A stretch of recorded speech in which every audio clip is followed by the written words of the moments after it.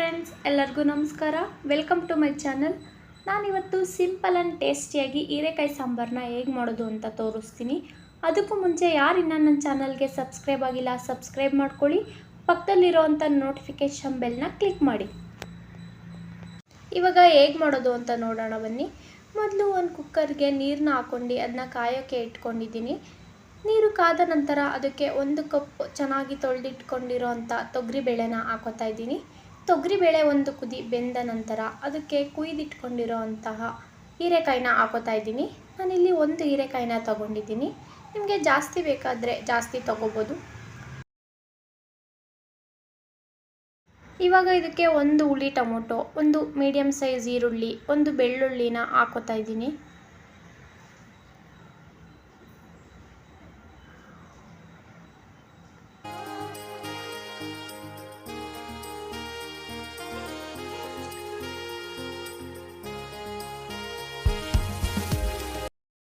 ಇವಾಗ ಇದಕ್ಕೆ ಒಂದು ಚಿಟಿಕೆ ಅರಿಶಿನ, ಒಂದು ಸ್ವಲ್ಪ ಉಪ್ಪನ್ನು ಹಾಕಿ ಕುಕ್ಕರ್ನ ಕ್ಲೋಸ್ ಮಾಡಿ 1-2 ವಿಷಲ್ನ ಹಾಕಿಸ್ಕೊಳ್ಳೋಣ.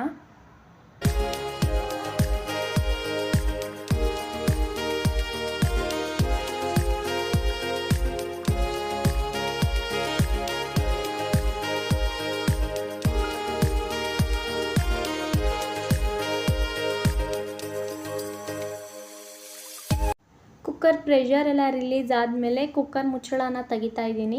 ಹೀರೆಕಾಯಿ ಕಾಳು ಎಲ್ಲ ಚೆನ್ನಾಗಿ ಬೆಂದಿದೆ.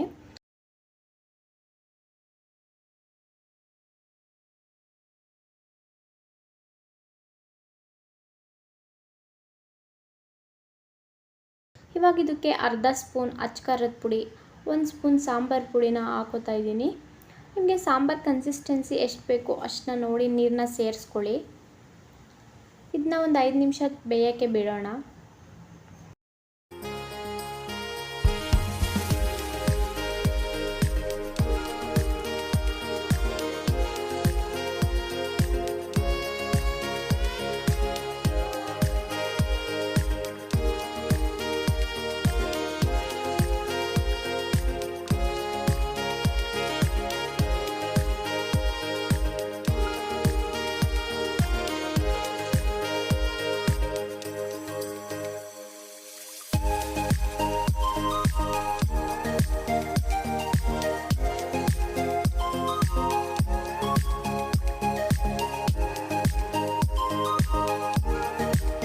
ಇವಾಗ ಇದಕ್ಕೆ ಸಾಸಿವೆ, ಎಣ್ಣೆ, ಕರಿಬೇವಿನ ಸೊಪ್ಪನ್ನ ಹಾಕೊಂಡು ಒಗ್ಗರಣೆ ಮಾಡಿ ಸೇರಿಸ್ಕೊತಾ ಇದ್ದೀನಿ. ಸಾಂಬಾರಿಗೆ ಒಗ್ಗರಣೆ ಈ ರೀತಿ ಕೊಡೋದ್ರಿಂದ ಟೇಸ್ಟು ತುಂಬ ಚೆನ್ನಾಗಿರುತ್ತೆ. ಇವಾಗ ಇದು ಚೆನ್ನಾಗಿ ಬೆಂದಿದೆ. ಈ ಟೈಮಲ್ಲಿ ನಿಮಗೇನಾದರೂ ಸಪ್ಪೆ ಅಂತ ಅನಿಸಿದರೆ ಸ್ವಲ್ಪ ಉಪ್ಪನ್ನು ಸೇರಿಸ್ಕೋಬೋದು. ಉಪ್ಪನ್ನು ಸೇರಿಸಿ 1-2 ನಿಮಿಷ ಹಾಗೆ ಕುದಿಸಿದ್ರೆ ಸಾಂಬಾರು ರೆಡಿ ಆಗುತ್ತೆ.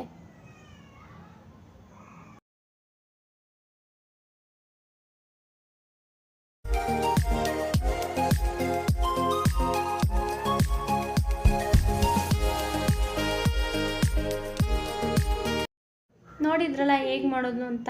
ಈಸಿಯಾಗಿ ಬೇಗನೆ ಆಗೋಗುತ್ತೆ. ಟೇಸ್ಟ್ ಕೂಡ ತುಂಬ ಚೆನ್ನಾಗಿರುತ್ತೆ. ನೀವು ಒಂದ್ಸಲ ಟ್ರೈ ಮಾಡಿ ಹೇಗಿತ್ತು ಅಂತ ಕಮೆಂಟ್ ಮಾಡಿ. ಈ ವಿಡಿಯೋ ನಿಮಗೆ ಇಷ್ಟ ಆದರೆ ಲೈಕ್ ಮಾಡಿ, ಸಬ್ಸ್ಕ್ರೈಬ್ ಮಾಡ್ಕೊಳ್ಳಿ.